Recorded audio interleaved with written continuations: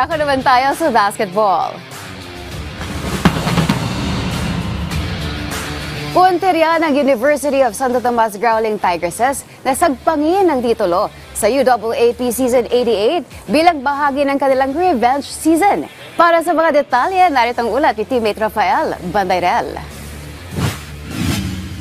Kinapos ng ilang puntos ang University of Santo Tomas Growling Tigresses sa pagsungkit ng titulo sa paunang invitational tournament ng Maharlika Pilipinas Basketball League o WMPBL. Sa kabila nito, naniniwala sila na magiging malaking bentahe ang napulot nilang aral dito bago sila tumungo sa Season 88 ng UAAP Women's Basketball, kung saan inaasahang kabilang muli sila sa top contenders para sa kampyonato.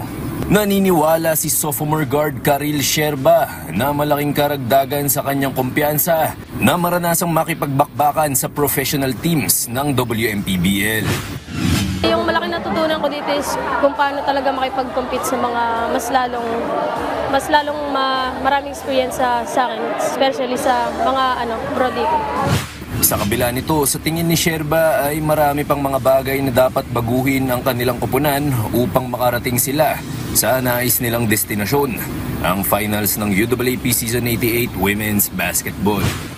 Siyempre, ang dami namin kailangan i-adjust pa sa lahat ng mga mistake namin dito. And ayun, magiging mas matured kami sa mga laro na nagawa namin dito, especially sa mga teammate namin kung ano yung mga communication namin na mali, kailangan namin i-improve talaga.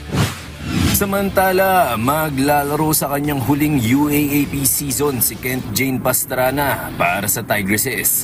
Kaya naman, bago niya lisanin ang mundo ng collegiate basketball, puntirya niyang muling pangunahan ng UST upang subukang maibalik ang korona ng women's basketball sa Espanya.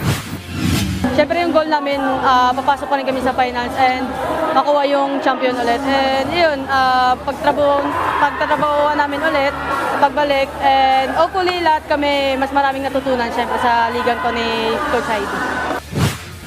Dahil huling taon niya na rin sa collegiate ranks, ikinalulugod umano ng 24-year-old star forward na may nag-aabang na sa kanyang pro league pagtapos ng kanyang buhay kolehiyo. Sobrang thankful ako kasi ayun nga, parang binigyan ulit ng opportunity yung women's basketball dito sa Pilipinas. Lalo na paunti-unti nakikilala na kami yung women's basketball. And syempre excited kami na after college may mapupuntahan kami and malaking opportunity din sa ibang mga basketballista.